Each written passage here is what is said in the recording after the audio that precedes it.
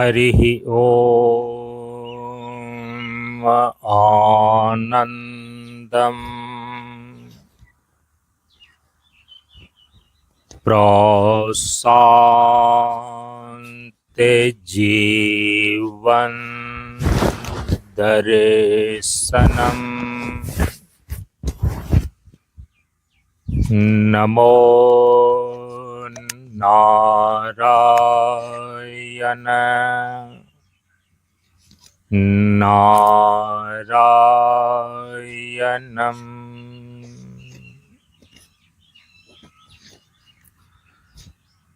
ब्रह्मानंदं परम सुखदं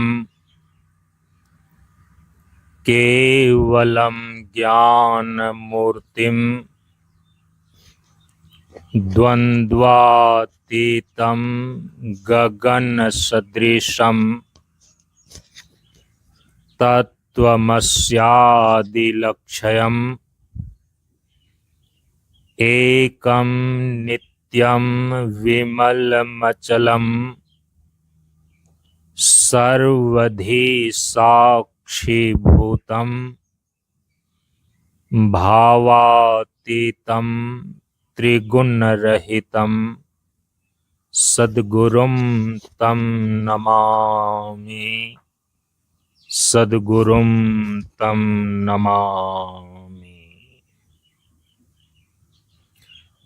श्री गुरु चरण स्पर्श अनुभूति ज्ञान मार्ग सत्संग के सानिध्य में उपस्थित श्रद्धालु सत्संग प्रेमियों, ज्ञान बढ़े गुणवान के संगत ध्यान बढ़े तपस्वी संग किन्हौ बुद्धि विवेक विचार बढ़े संत सन्यासी सुसज्जन तिन्हौ।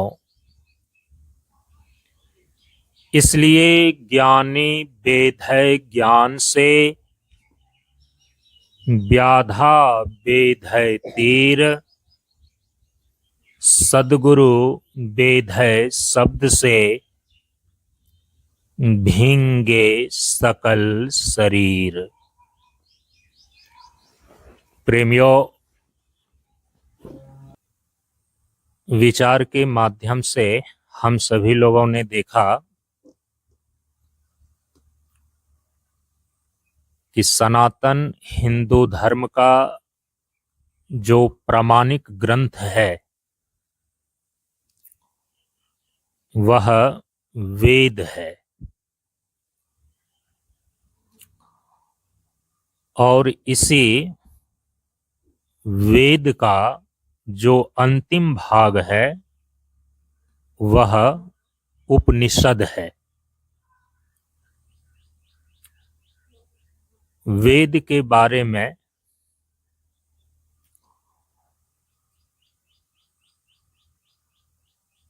स्पष्ट रूप से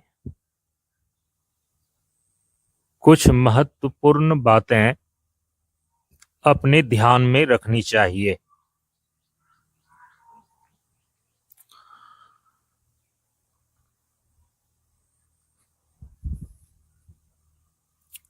धारयते इति धर्मः, जिसके द्वारा जीवन और जगत धारण किया हुआ है उसको बोलते हैं धर्म। धर्म शब्द का ये व्युत्पत्ति अर्थ है। धारयते इति धर्मः, जिसके द्वारा जीवन और जगत धारण किया हुआ है हम उसको बोलते हैं धर्म।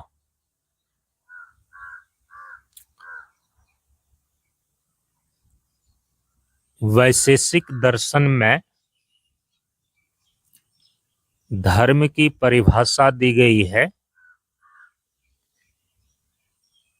यतो अभ्युदय निःश्रेयस सिद्धि सधर्मः।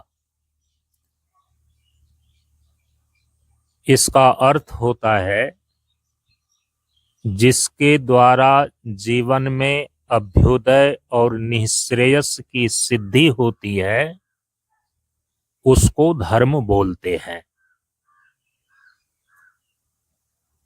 धर्म के नाम पर अभी पूरे विश्व में जो दर्जनों धर्म संप्रदाय प्रचलित हैं और स्थापित हैं,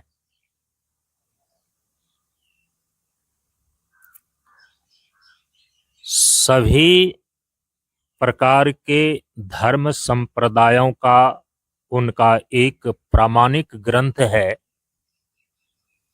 जिसके द्वारा उन धर्म संप्रदायों को मानने वाले अनुयायियों को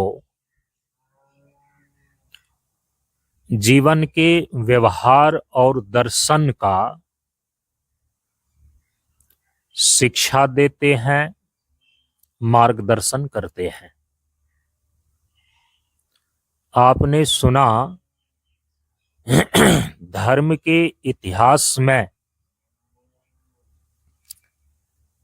सबसे प्राचीन हिंदू धर्म है, सनातन धर्म है। सनातन धर्म ही कालांतर में जब धर्म संप्रदाय का विभिन्न रूप समाज में प्रचलित हुआ तो वैदिक सनातन धर्म ही कालांतर में धर्म संप्रदायों के बीच हिंदू धर्म के नाम से जाना जाने लगा। इसीलिए आज सनातन धर्म को हम हिंदू धर्म के नाम से जानते हैं। सभी विचारकों ने इस बात को स्वीकार किया है कि धर्म के इतिहास में सबसे प्राचीन हिंदू धर्म है। सनातन धर्म तो सनातन है ही, यही सनातन धर्म हिंदू धर्म होने के कारण से सबसे अति प्राचीन धर्म है। इसके बाद धर्म की प्राचीनता को लेकर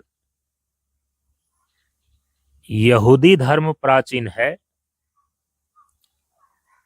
और इसके बाद तीसरे नंबर पर धर्म की प्राचीनता को लेकर पारसी धर्म का नाम आता है। हिंदू धर्म से ही निकला हुआ अभी समाज में 3 धर्म संप्रदाय हैं, बौद्ध धर्म, जैन धर्म और सिख धर्म। पश्चिमी देशों में जो यहूदी धर्म और पारसी धर्म हुए प्राचीन धर्मों में, तो यहूदी धर्म से ही निकला हुआ ईसाई धर्म है जो अभी पूरे विश्व में फैला हुआ है अपने प्रचार के बल पर।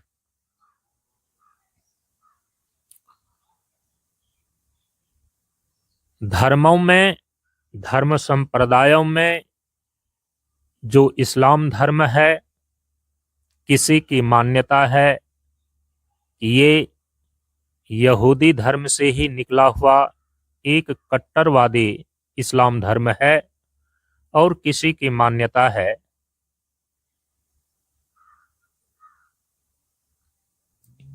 कि हिंदू धर्म से ही सनातन धर्म के विरोध में खड़ा हुआ एक इस्लाम धर्म है। लेकिन अधिकांश विचारकों का ये मत है कि इस्लाम धर्म तो बहुत बाद में इस आर्यावर्त भारतवर्ष की भूमि में आया। इस्लाम धर्म के जो प्रवर्तक हैं मोहम्मद साहब, वे मूलतः भारतीय न होने के कारण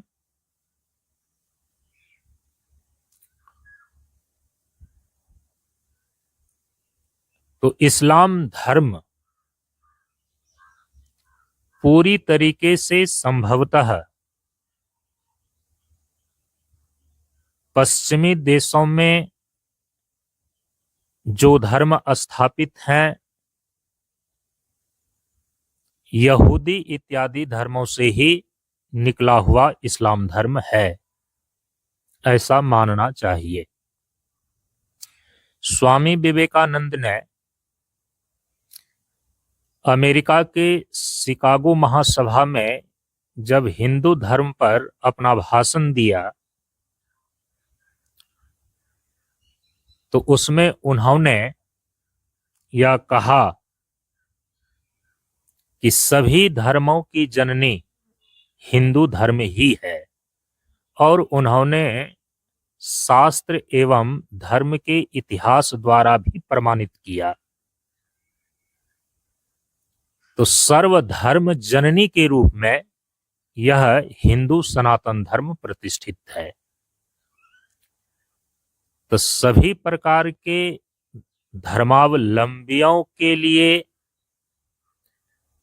उनके अनुयायियों के लिए उनके जीवन का व्यवहार क्या होगा और उनका दर्शन क्या होगा, जीवन के आध्यात्मिक तत्वों की मीमांसा किस प्रकार की होगी, इसका निर्धारण उन धर्म संप्रदाय के उनका प्रमाणिक ग्रंथ ही निर्धारित करता है। यह जो सभी धर्मों की जननी सनातन हिंदू धर्म है, तो इसका प्रामाणिक ग्रंथ वेद है। तो जितने भी सनातनी हिंदू लोग हैं, तो इनके प्रत्येक जीवन व्यवहार और दार्शनिक सिद्धांतों का मूल स्रोत और मूल प्रमाण वेद अथवा श्रुति ही है।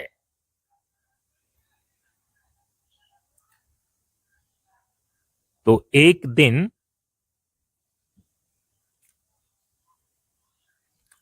व्याख्यान में ये बातें स्पष्ट की गई कि धर्म के जो दो पक्ष होते हैं, व्यवहार और दर्शन,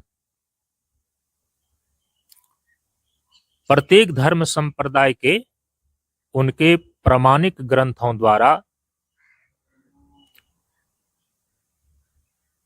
तो उनके मानने वालों का जीवन का व्यवहार और जीवन के आध्यात्मिक तत्वों की मीमांसा निश्चित होती है, जिसको दर्शन बोलते हैं। तो धर्म के मूल में हो गया व्यवहार और दर्शन। यदि सभी प्रकार के धर्मों का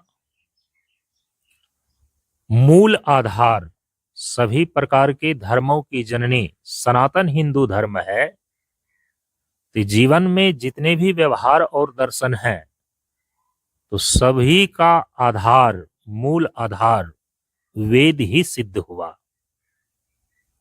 सनातन धर्म की परंपरा में सनातन धर्म का जो मूल ग्रंथ श्रुति अथवा वेद है, इसको अपौरुषेय माना गया है।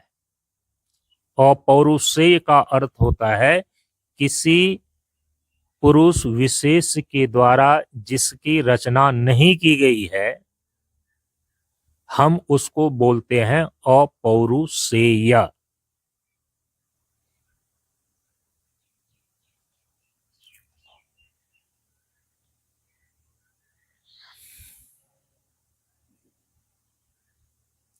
ऋषि लोग भी वेद मंत्रों के दृष्टा हैं, न कि रचयिता। वेद मंत्रों के दृष्टा होते हैं तत्वदर्शी महर्षि लोग, ऋषि लोग, न कि वेद मंत्रों को रचने वाले उनके रचयिता माने जाते हैं सनातन धर्म की परंपरा में। आपने सुना कि वेद अथवा श्रुति जो सनातन धर्म का मूल ग्रंथ है, यह कोई अन्य धर्म संप्रदायों के ग्रंथ की भांति कोई सामान्य पुस्तक नहीं है, ग्रंथ नहीं है, बल्कि संपूर्ण जीवन और सृष्टि का जो शाश्वत सिद्धांत है, सनातन संविधान है, उसी को बोलते हैं वेद। जीवन के व्यवहार और दर्शन का निर्धारण करने वाला जो अंतिम प्रमाण है, अंतिम निर्णायक है, निर्णय देने वाला है, वह वेद और श्रुति ही है। जो व्यवहार वेद के द्वारा विहित है, हम उसी को धर्म बोलते हैं। आपका जो व्यवहार वेद के द्वारा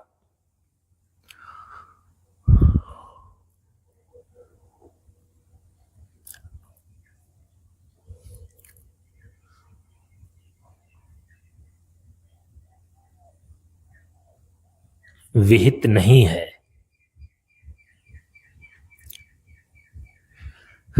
आपके जिस व्यवहार को वेद निषिद्ध करता है,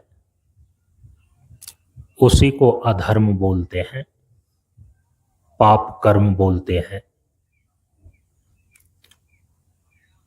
तो धर्म के विषय में और अधर्म के विषय में, कर्तव्य के विषय में और अकर्तव्य के विषय में वेद ही प्रमाण है, शास्त्र ही प्रमाण है। भगवान श्री कृष्ण ने गीता जी में अर्जुन को यही समझाया, तस्मात् शास्त्र प्रमाणम कर्तव्य अकर्तव्य व्यवस्थितौ। कर्तव्य और अकर्तव्य की व्यवस्था में धर्म और अधर्म का निश्चय करने में कि कौन सा व्यवहार और कर्म धर्म कहलाएगा और कौन सा कर्म और व्यवहार अधर्म कहलाएगा, क्या करने योग्य है जिसको करना कर्तव्य कहा जाएगा और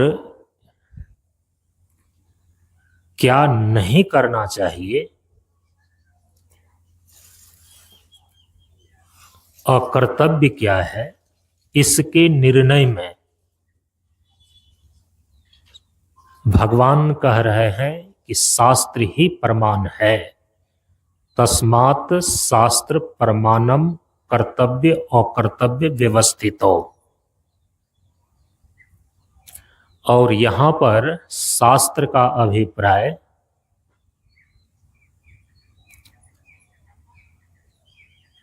शास्त्रों का जो मूल है,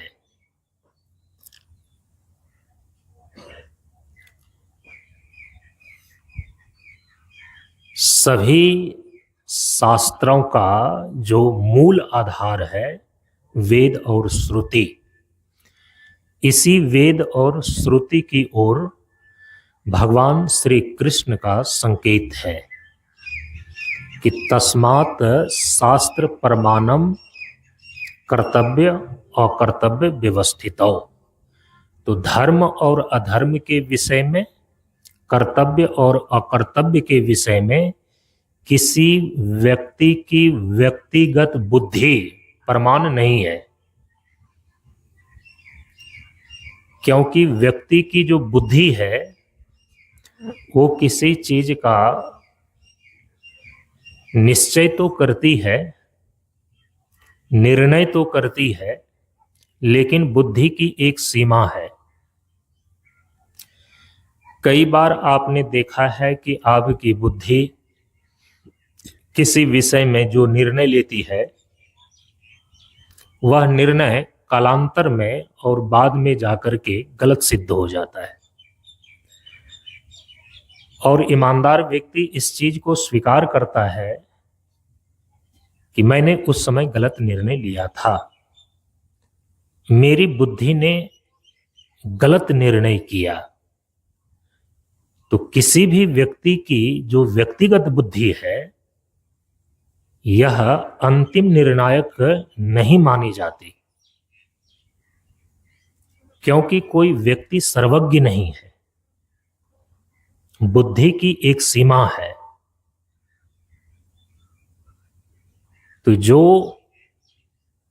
सर्वज्ञ नहीं है, जो सभी चीजों को नहीं जानता है, जिसकी बुद्धि में सर्वज्ञता की क्षमता नहीं है, वो सही निर्णय ही लेगी सब चीजों को जान करके, सोच समझ करके, यह तो निश्चित नहीं है।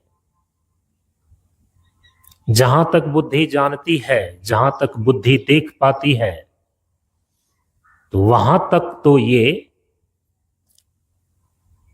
निर्णय ले सकती है, लेकिन जहां पर बुद्धि की गति ही नहीं है, जिस विषय को बुद्धि साक्षात जान ही नहीं सकती है, किसी भी व्यक्ति के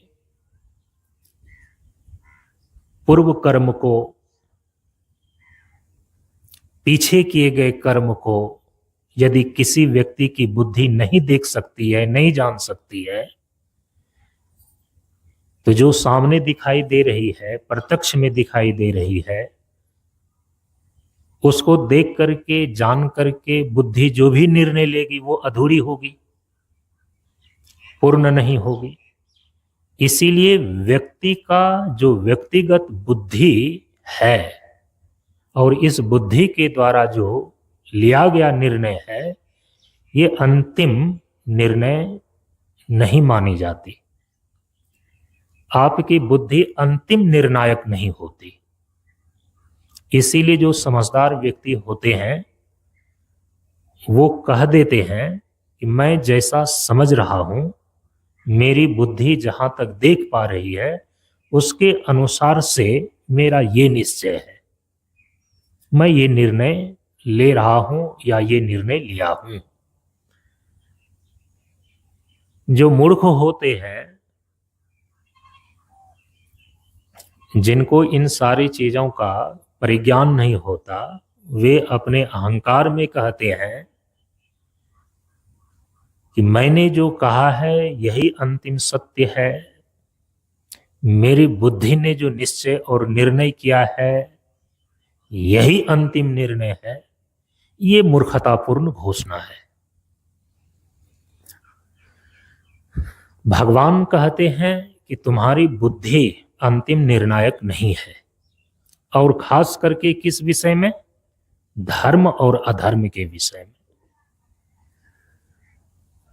कोई व्यक्ति कहे कि मैं अपनी बुद्धि से समझ करके इसी चीज को करना धर्म मानता हूं, मुझे ये करना ही अच्छा लगता है, तो आपके अच्छा लगने से और आपकी बुद्धि को केवल उचित लग जाने से, जच जाने से वो धर्म थोड़े बन जाता है, उसको धर्म थोड़े बोलते हैं। तब धर्म क्या है, अधर्म क्या है, किस चीज को करना कर्तव्य है और किस चीज को नहीं करना चाहिए, अकर्तव्य है, इस विषय में तो केवल और केवल शास्त्र ही प्रमाण है। और शास्त्र में भी कौन शास्त्र? क्योंकि सनातन धर्म के अंदर पिछले दिन आप सुन आए हैं कि कई प्रकार के ग्रंथ हैं। सनातन धर्म की परंपरा में ग्रंथ की कई कैटेगरी है।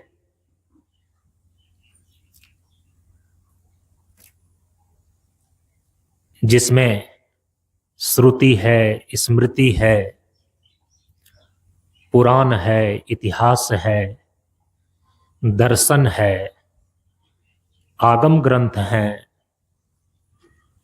और निबंध ग्रंथ हैं। ये 7 प्रकार के ग्रंथों की श्रेणियां हैं सनातन धर्म की परंपरा में, जिसमें कि जो श्रुति अथवा वेद है केवल यही अपौरुषेय है। पिछले 3-4 दिनों से आप सुन रहे हैं इस चीज को। श्रुति और स्मृति ये सृष्टिकर्ता ईश्वर के द्वारा, परमात्मा के द्वारा निर्धारित किया गया शाश्वत संविधान है, सनातन सिद्धांत है, जिसको वेद और श्रुति बोलते हैं। इसीलिए इसको बोलते हैं अपौरुषेय। किसी पुरुष विशेष के द्वारा ये रचा नहीं गया है, बनाया नहीं गया है। श्रुति और स्मृति को छोड़ करके बाकी जितने भी ग्रंथ हैं, चाहे वह स्मृति ग्रंथ हो, चाहे वह पुराण ग्रंथ हो, चाहे वह इतिहास ग्रंथ हो, चाहे वह दर्शन शास्त्र हो, चाहे वह आगम ग्रंथ हो, बौद्धागम है, जैनागम है, ये सारे ग्रंथ, और चाहे निबंध कोटि का ग्रंथ हो, ये सभी के सभी ग्रंथ हमारे ऋषि मुनियों के द्वारा, हमारे तत्वदर्शी महर्षियों के द्वारा रचे गए हैं, लिखे गए हैं। लेकिन जो श्रुति और वेद है, यह हमारे ऋषि मुनियों के द्वारा भी लिखे गए नहीं हैं। वेद और श्रुति अपौरुषेय है। संपूर्ण जीवन और सृष्टि का जो शाश्वत सिद्धांत, सनातन संविधान ईश्वर के द्वारा जीवन और सृष्टि के लिए निर्धारित किया गया है, उसी सनातन सिद्धांत का शाश्वत संविधान का नाम है वेद और श्रुति। इसीलिए इसको अंतिम प्रमाण माना गया है।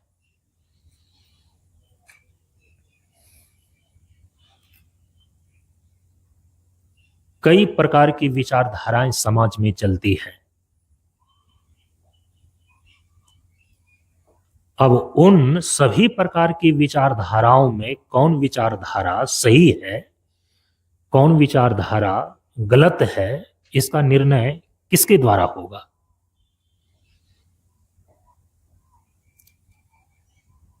कोई संत महात्मा लोग आते हैं, एक प्रकार की बात बता करके चले जाते हैं।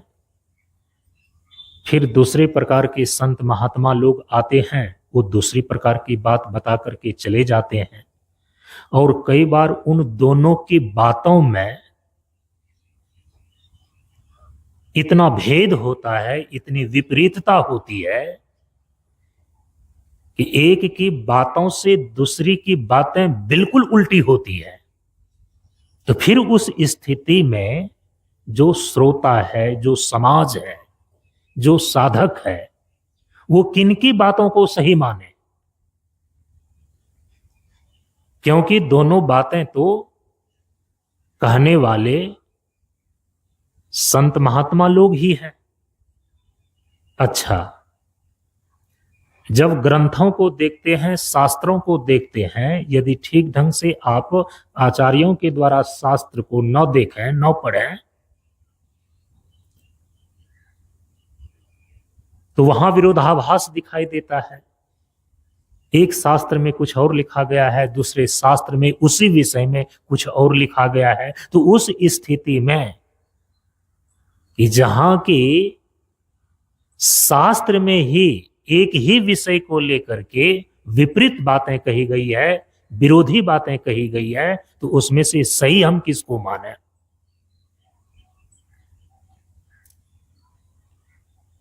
जब संशय इस प्रकार का उपस्थित होगा, इस प्रकार का जब संशय और संदेह उपस्थित होता है,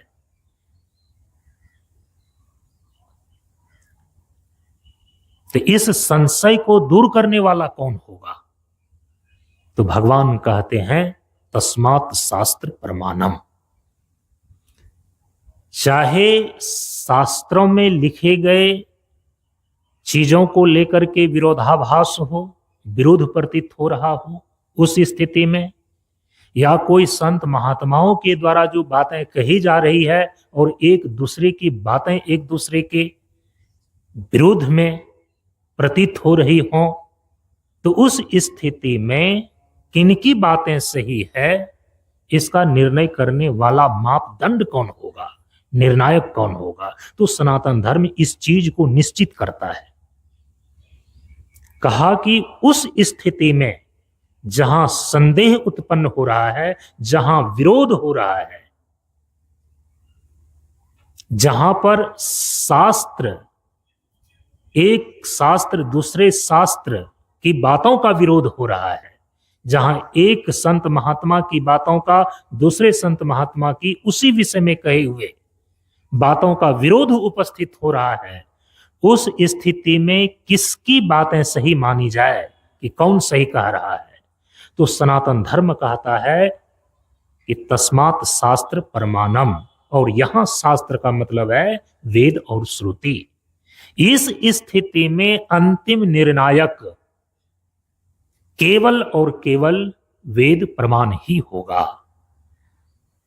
वेद प्रमाण से जिनकी बातें प्रमाणित होगी, वेद सम्मत जिनकी बातें होगी, उनकी बातों को सही माना जाएगा, और जिनकी बातें श्रुति प्रमाण से, वेद प्रमाण से प्रमाणित नहीं होती है, वेद सम्मत नहीं होती है, चाहे वो कोई भी हो, और कोई में यदि ब्रह्मा विष्णु महेश भी आकर के कदाचित यदि वेद विरुद्ध बात बोलते हैं, उपदेश देते हैं, तो उनकी बातें प्रमाणिक नहीं मानी जाएगी, उनकी बातें सही नहीं मानी जाएगी। इसलिए कौन संत महात्मा सही कह रहे हैं और कौन संत महात्मा की बातें गलत है, इसका निर्णय कौन होगा? वेद और श्रुति। इसीलिए वेद और श्रुति को अंतिम प्रमाण माना गया है। क्योंकि अंतिम प्रमाण माना गया, क्यों अंतिम प्रमाण माना गया है? क्योंकि वेद और श्रुति है अपौरुषेय, ये किसी व्यक्ति के बुद्धि के द्वारा मंथन करके लिखा हुआ चीज नहीं है। सृष्टिकर्ता ईश्वर के द्वारा निर्धारित किया हुआ शाश्वत संविधान और सनातन सिद्धांत रूप वेद और श्रुति है। इसीलिए सनातन धर्म की परंपरा में वेद और श्रुति को अंतिम प्रमाण और अंतिम निर्णायक माना गया है। इसीलिए जब शास्त्रार्थ होता है ना, वहां पर शास्त्र प्रमाण के अंतिम प्रमाण के रूप में वेद और श्रुति को ही उद्धृत किया जाता है। क्या ये बातें वेद के मंत्रों में लिखा हुआ है? क्या ये चीजें वेदों में कही हुई है?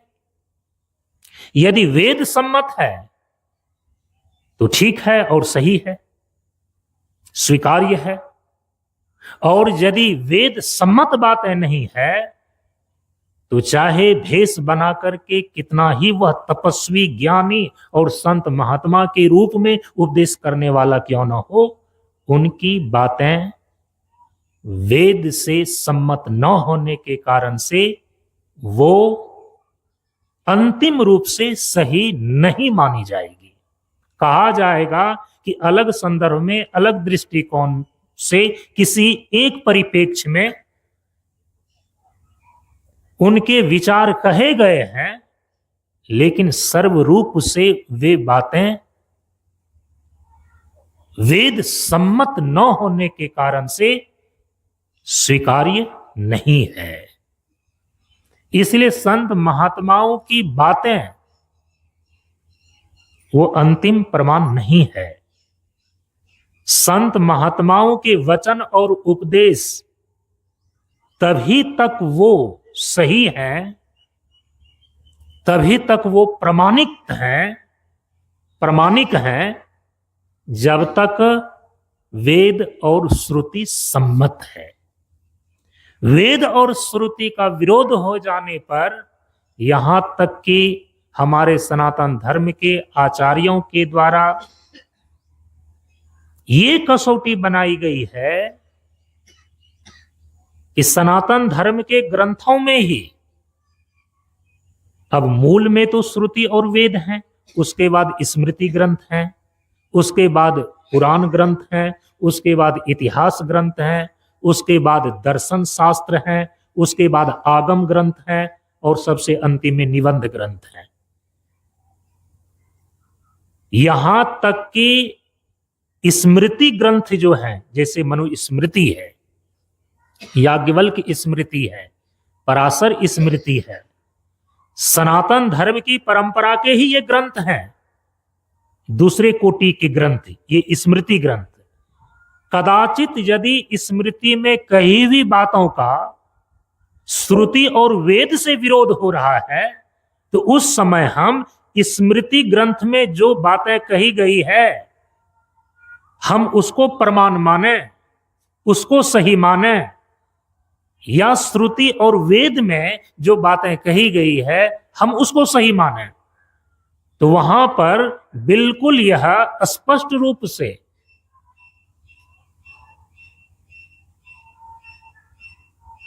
दो टुक करके यह स्पष्ट कर दिया गया है कि यदि श्रुति में और स्मृति में कही हुई बातों का विरोध उपस्थित हो रहा है, तो वहां अंतिम निर्णय श्रुति का ही माना जाएगा, श्रुति ही प्रमाण होगा। यदि श्रुति प्रमाण से, वेद प्रमाण से स्मृति में कही हुई बातें नहीं मिल रही है, मिलान नहीं हो रही है, तो स्मृति की बातें वहां पर प्रमाणिक नहीं मानी जाएगी। उस स्थिति में श्रुति और वेद में जो कहा गया है, हम उसी का अनुसरण करेंगे, हम उसी को अंतिम निर्णय मानेंगे। स्मृति ग्रंथ में कई भी बातें वहीं तक प्रमाणिक है, वहीं तक स्वीकार्य है, जब तक वह वेद सम्मत है, जब तक वह श्रुति सम्मत है। श्रुति वृद्ध होने पर, वेद वृद्ध होने पर, जब स्मृति ग्रंथों की बातें अस्वीकृत हो जाती है, गलत सिद्ध हो जाती है, तो फिर सामान्य संत महापुरुषों के द्वारा जो बातें कही जाती है उसकी क्या विसात। पुराण में बहुत सारी बातें कही गई है, लेकिन वो पुराण की बातें यदि वेद विरुद्ध है, यदि श्रुति सम्मत नहीं है, तो पुराण की वो बातें अंतिम निर्णय नहीं मानी जाएगी। पुराण अंतिम प्रमाण नहीं है, मूल और अंतिम प्रमाण है श्रुति और वेद। तो चाहे स्मृति ग्रंथ हो, चाहे पुराण ग्रंथ हो, चाहे इतिहास ग्रंथ हो, ये सब के सब वेद और श्रुति प्रमाण से अनुप्रमाणित होने पर तब प्रमाण है। इसीलिए हमारे यहां पर अंतिम प्रमाण, अंतिम निर्णायक, अंतिम निर्णय देने वाला श्रुति और वेद को माना गया है।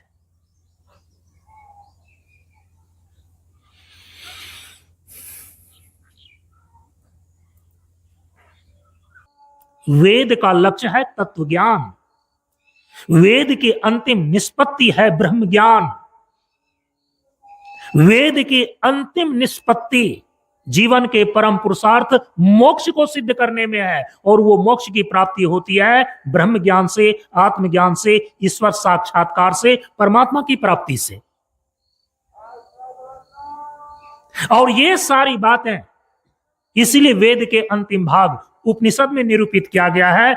और उपनिषद जिसको बोलते हैं वेद का ज्ञान कांड, तो ज्ञान परक मंत्र वेद में केवल 4% है। 4% संख्या पर मत जाइए, 4% वेद के मंत्र जो ज्ञान परक है, जिसकी संज्ञा उपनिषद है, जिसमें ब्रह्म और ब्रह्म ज्ञान के विषय में, आत्मा और आत्मज्ञान के विषय में, ईश्वर और ईश्वर दर्शन के विषय में, परमात्मा और परमात्मा के साक्षात्कार के विषय में ही निरूपण किया गया है। यह उपनिषद ही वेद का अंतिम सार सर्वस्व है। इसीलिए उपनिषद को आध्यात्मिक तत्वों का, आध्यात्मिक तत्व के विषय में उपनिषद को अंतिम प्रमाण माना गया है। तो यदि ब्रह्म और ब्रह्म ज्ञान के विषय में, आत्मा और आत्मज्ञान के विषय में, ईश्वर और ईश्वर ज्ञान के विषय में, परमात्मा और परमात्मा के साक्षात्कार के विषय में उपनिषद ही अंतिम प्रमाण है, और अंतिम प्रमाण स्वरूप उपनिषदों की संख्या 1180 है, और कालक्रम से यदि विलुप्त हो गए हैं, तो किसी व्यक्ति की चतुराई और चेष्टा इस प्रकार की भी हो सकती है कि जैसे कि अभी कुछ देर पहले मैंने आपको कहा कि यदि कोई संत महापुरुष आकर के आपके जीवन और जीवन व्यवहार और दर्शन के विषय में एक प्रकार की बात बता करके चले जाएं, और दूसरा आवे तो वो दूसरी प्रकार की बात बता करके चले जाएं, तो उसके विषय में निर्णायक जजमेंट देने वाला कौन होगा कि किन की बातें सही है? तो मैंने आपको कहा कि वेद और श्रुति, और वेद और श्रुति में भी ब्रह्म ज्ञान के विषय में, आत्मज्ञान के विषय में, ईश्वर साक्षात्कार के विषय में तो अंतिम प्रमाण उपनिषद है। और वे उपनिषद 1180 की संख्या जो कालक्रम से आज विलुप्त हो चुके हैं, कुछ ही उपनिषद अभी उपलब्ध होते हैं। यदि कोई ऐसे महापुरुष आ जाएं जो ये दावा ठोकें कि मैं भी ईश्वर दर्शन के विषय में, ब्रह्म ज्ञान के विषय में, आत्मज्ञान के विषय में प्रामाणिक बात ही कर रहा हूं और मेरी बातें ही सही है, तो आप कहेंगे तो फिर वो तो वेद प्रमाण से प्रमाणित होनी चाहिए, क्योंकि वेद ही अंतिम निर्णायक है, वेद ही अंतिम प्रमाण है। और वेद में भी ब्रह्म ज्ञान के विषय में, आत्मज्ञान के विषय में, ईश्वर दर्शन के विषय में तो उपनिषद प्रमाण है। तो फिर उपनिषद में वो प्रमाण मिलने चाहिए, उपनिषद से वो प्रमाणित होनी चाहिए। जो बातें ब्रह्म ज्ञान के विषय में आप बता रहे हैं, आत्मज्ञान के विषय में बता रहे हैं, ईश्वर दर्शन के विषय में बता रहे हैं, तो वो ये भी कहने का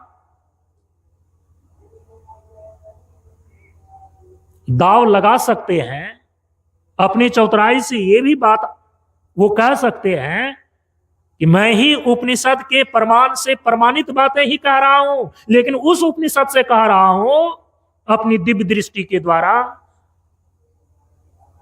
जो उपनिषद अभी कालक्रम में विलुप्त हो गए हैं, क्योंकि अभी वो उपनिषद तो है नहीं। ऐसे ऐसे संप्रदाय, धर्म और संस्था वाले हैं जो बिल्कुल ब्रह्म ज्ञान के विषय में, ईश्वर दर्शन के विषय में, आत्मज्ञान के विषय में अनर्गल बात कर रहे हैं। अरे ऐसे ऐसे संप्रदाय है जो कहते हैं कि स्त्री के शरीर के अंदर आत्मा होती ही नहीं है। समझ रहे इस चीज को? ऐसे ऐसे धर्म संप्रदाय हैं अभी समाज में प्रचलित, जो कह रहे हैं कि ईश्वर जो है वो जन जन एक एक शरीर के भीतर तो हो सकता है, लेकिन कण कण में नहीं हो सकता है। गंदे नाली के अंदर भी मानना पड़ जाएगा यदि कण कण में मानेंगे तो। अब किनकी बातों को हम माने कि जन जन में परमात्मा है कि कण कण में परमात्मा है? और प्रचार प्रसार के बल पर ऐसी ऐसी वेद विरुद्ध और उपनिषद प्रमाण से असम्मत सिद्धांतों का ही बोलबाला है, उसका प्रचार प्रसार है, जो कहते हैं कि ईश्वर सर्वव्यापक नहीं है, केवल सर्वव्यापकता का भाव है। जब इस प्रकार की बातें होती हैं तो वो भी कई बार ये दावा ठोकते हैं कि मैं भी उपनिषद प्रमाण की प्रमाणित बातें ही कर रहा हूं, मेरे गुरु महाराज भी वही बात कर रहे हैं। लेकिन यदि अभी के उपलब्ध उपनिषद से वो चीजें नहीं मिलती है, प्रमाणित नहीं होती है, तो समझ लेनी चाहिए। उनके चेले चपाटी लोग कहते हैं कि मेरे गुरु महाराज ने अपनी दिव्य दृष्टि से, अपने योग बल से उस उपनिषद की बात, प्रमाणित बातें आज बतला रहे हैं जो कालक्रम से विलुप्त हो गए हैं। किसी उपनिषद में लिखा हुआ है कि परमात्मा जो है वो कण कण में केवल है, जन जन में केवल है, वो कण कण में नहीं हो सकते। लेकिन याद रखिए, इन सारे लोगों के अनर्गल प्रलाप का, ये झूठी और मिथ्या प्रचार प्रसार का भी तोड़ निकाल करके भगवान वेदव्यास ने पहले ही रख दिया था। वे जानते थे कि जैसे जैसे ये युग आगे बढ़ेगा, कलयुग का पदार्पण होगा, और कलयुग में कितने कालनेमी राम का भक्त बन करके अपने को ही सही भक्त सिद्ध करने के लिए जनता में जोर लगाएंगे। भगवान वेदव्यास को यह पता था, उनको यह पता था कि काल क्रम से वेद की इतने शाखाएं नहीं बच पाएंगी, ये विलुप्त हो जाएंगी। इसीलिए उन्होंने उसी समय जो वेदों का 1180 शाखाओं में 1180 उपनिषदों को प्रतिष्ठित किया, उन 1180 उपनिषदों का एक सार सर्वस्व के रूप में, उनका सार संक्षेप के रूप में भगवान वेदव्यास ने ही एक सूत्र लिखा जिसका नाम पड़ा ब्रह्म सूत्र। और उस ब्रह्म सूत्र में उन्होंने लिखा कि वेदों के अंदर, वेद की शाखाओं के अनुसार जो 1180 उपनिषद हैं, उन 1180 उपनिषदों का सिद्धांत, उन 1180 उपनिषदों का सार सर्वस्व, उनका संक्षेप रूप हम ब्रह्मसूत्र के रूप में लिखने जा रहे हैं। और वो ब्रह्मसूत्र ग्रंथ आज भी उपलब्ध है। इसीलिए जितने भी धर्म संप्रदाय हैं, चाहे वो सनातन धर्म के अंदर का हो या सनातन धर्म के बाहर का हो, सनातन धर्म की परंपरा के हो चाहे सनातन धर्म की परंपरा के बाहर के हो, सबके लिए ब्रह्म के विषय में, आत्मा के विषय में, जीव के विषय में, ईश्वर के विषय में, माया के विषय में अंतिम प्रमाण भगवान वेदव्यास के द्वारा 1180 उपनिषदों का सार संक्षेप रूप लिखा गया ब्रह्मसूत्र को माना जाता है। और वो ब्रह्मसूत्र कालक्रम में खत्म नहीं हुए हैं, वो आज भी हैं। इसीलिए ब्रह्म के विषय में, आत्मा के विषय में, ईश्वर के विषय में, परमात्मा के विषय में जो कोई कुछ बोल रहे हैं, यदि उनकी बातें भगवान वेदव्यास के द्वारा लिखे गए ब्रह्मसूत्र से, जो सभी उपनिषदों का सार रूप है, यदि उससे सम्मत है तो उनकी बातें सही मानी जाती है। यदि उनसे सम्मत नहीं है, विरुद्ध है, तो यदि आपको वेद में प्रमाण बुद्धि है, वेद के अंतिम भाग उपनिषद में ब्रह्म, ईश्वर, आत्मा, इन सभी चीजों का निरूपण होने के कारण से यदि वेद के अंतिम भाग उपनिषद में आपको प्रमाण बुद्धि है तो आप निसंकोच रूप से, चाहे कितने ही बड़े महापुरुष आत्मा, जीव, ईश्वर और परमात्मा के संबंध में अपने योग बल से, अपने दिव्य दृष्टि के बल से यह दावा करता हो कि मैं पहली बार इस सृष्टि में, इस समाज के बीच ये नया ज्ञान, ये नया सिद्धांत अपने दिव्य दृष्टि तपोबल के द्वारा उतार करके कहने जा रहा हूं, तो उसकी उपेक्षा करने योग्य है, उसकी उपेक्षा कर देनी चाहिए। वो प्रमाणिक नहीं हो सकती। तब उपनिषद ही अंतिम प्रमाण है ब्रह्म और ब्रह्म ज्ञान के विषय में, आत्मा और आत्मज्ञान के विषय में, ईश्वर और ईश्वर दर्शन के विषय में। 1180 उपनिषद, लेकिन 1180 उपनिषदों का जो सार संक्षेप है, जिसको सूत्र रूप में लिखा गया है, वो भगवान वेदव्यास के द्वारा ही लिखा गया है, जिसका नाम है ब्रह्मसूत्र। और उसी ब्रह्मसूत्र को दर्शन शास्त्र की परंपरा में हम वेदांत दर्शन बोलते हैं। उपनिषद की संज्ञा ही वेदांत है। क्यों? वेद का अंतिम भाग होने के कारण से, और वेदांत की व्युत्पत्ति अर्थ ही है वेदानाम अंतः इति वेदांत। वेद का जो अंतिम भाग है उसको वेदांत बोलते हैं। तो वेद का अंतिम भाग उपनिषद है, तो उपनिषद की संज्ञा ही वेदांत है। 1180 उपनिषदों का सार सर्वस्व संक्षेप रूप में जो सूत्र लिखा भगवान वेदव्यास ने, उनका नाम दिया गया ब्रह्मसूत्र। इसीलिए उस ब्रह्मसूत्र को दर्शन शास्त्र की परंपरा में, दर्शन शास्त्र के क्षेत्र में, इसीलिए उनको बोलते हैं वेदांत दर्शन। क्योंकि वेदांत दर्शन संज्ञा किसकी है? उपनिषद की, क्योंकि वेद का अंतिम भाग है। तो 1180 उपनिषदों को ही सूत्र रूप में, संक्षेप रूप में भगवान वेदव्यास ने लिखा, ब्रह्मसूत्र उसका नाम दिया, इसलिए हम उनको बोलते हैं वेदांत दर्शन। आपके जीवन व्यवहार और आपके जीवन के परम तत्व ब्रह्म और आत्मा के विषय में वेदांत ही अंतिम प्रमाण है, अंतिम निर्णायक है। उससे सम्मत जो बातें होती है वो प्रामाणिक बातें हैं, वो सही बातें हैं। जो वेदांत से सम्मत व्यवहार नहीं है, जो वेदांत से सम्मत ज्ञान नहीं है, जो वेदांत से सम्मत उपासना नहीं है, जो वेदांत से सम्मत भक्ति नहीं है, वो उपेक्षणीय है, उसकी उपेक्षा कर देनी चाहिए, क्योंकि वो प्रामाणिक नहीं है। ये मत देखिए कि वो किसके द्वारा कहा गया है, ये देखिए कि जो संपूर्ण जीवन और सृष्टि का सनातन सिद्धांत है, उस वेदांत से वह प्रमाणित है कि नहीं है, वह सम्मत है कि नहीं है।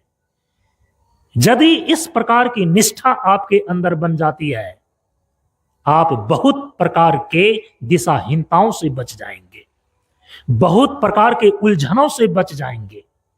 धर्म के नाम पर, अध्यात्म के नाम पर जितने भी प्रकार के उपद्रव आज हो रहे हैं, इन सारे उपद्रवों से आप बच जाएंगे और आपका जीवन सुरक्षित होकर के कर्म मार्ग से होकर, उपासना मार्ग से होकर ज्ञान मार्ग तक पहुंच जाएगा।